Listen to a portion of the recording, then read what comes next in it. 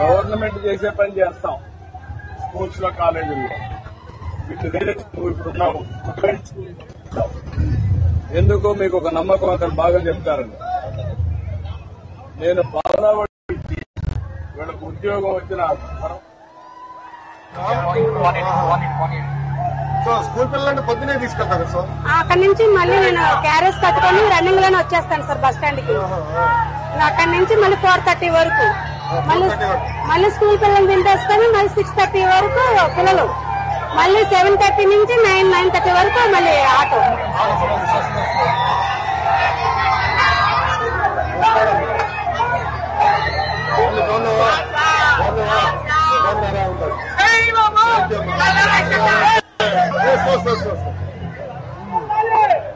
మీ పనులంతా పూలు వేసాం మేము.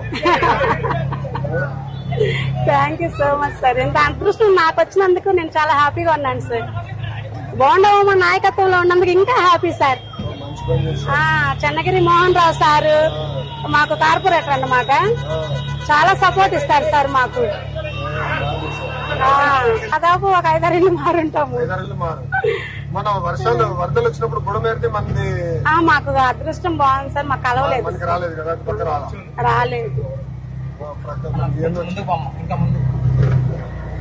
అసలు నిజంగా అదే కలిసి కంగారు పెడతారు చెల్లమ్మని. మా మెల్లి ఎవరు కొట్టిందనుకో మళ్ళీ మా నాకే పొక్క ఆట ముఖ్యమంత్రి ముందులో లెఫ్ట్ రమ్మంటాడు, నువ్వేమో రైట్ రమ్మంటావు. అందరు కలిసి చెల్లమ్మని లేదు సార్, నాకు అనుభవం అయింది కాబట్టి నేను మా జనరల్ గానే నేను స్లోగా తోలుతాను. ప్రెగ్నెన్సీ లేడీస్ ఎక్కినా సరే మీరు చెప్పండి అమ్మ నా ఆటో ఎక్కినప్పుడు మేము స్లోగా తీసుకెళ్తాము. సో కాబట్టి నేను తోలేదు స్లోగానే. ఇంకా ఉన్న దాంట్లో మా అమ్మాయి అనుకుని మేము జాగ్రత్తగా తీసుకెళ్తాము అని చెప్తాను. ఎక్కువ లేడీస్ ఎక్కుతారు సార్ నా ఆటో.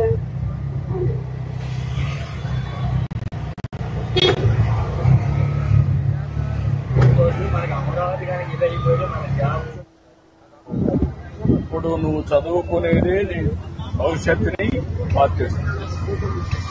నీకు ఒక ఎవ్రీడే నీకు జ్ఞాపకం ఉండాలా. మీ నాన్న ఆటో డ్రైవర్ గా పనిచేశాడు, మీ తాత డ్రైవర్ గా పనిచేశాడు, నువ్వు సాఫ్ట్వేర్ ఇంజనీరింగ్ కావాలి. కట్టిస్తా నేను కట్టిస్తానమ్మా, చేస్తాను. అప్పుడు నీకు నువ్వేదైతే అనుకుంటావో అది సాధించే అవకాశం వచ్చింది జీవితంలో. గుర్తుపెట్టుకో, ఆ ఆలోచన మీ నాన్న చేయలేదు. ఇప్పుడు మీ నాన్న నేను చేయించి పడి తీసుకొచ్చాడు. వాటి నాన్న ఆయనకి చెప్పలా. అంటే ఇప్పుడు ఏంటంటే పేదవాడికి ఇది పైకి వేసి అంటే మనకి 400 అలా ఎక్కుతుంది సార్. తెలుసా? తెలుసు సార్, మీటర్ ఉంటుంది సార్. అయిపోయేదాకా వెయిట్ చేస్తారా? కొంచెం అవకాశం ఉంటే ముందుగానే ఫిల్ చేసుకుంటాం సార్. కొంచెం ఒక 20 కిలోమీటర్లు అలా ఉందని కానీ ముందే ఫిల్ చేసుకుంటాం. అదే పండుగ పెడతారా? అవును సార్, అదే పండుగ సార్.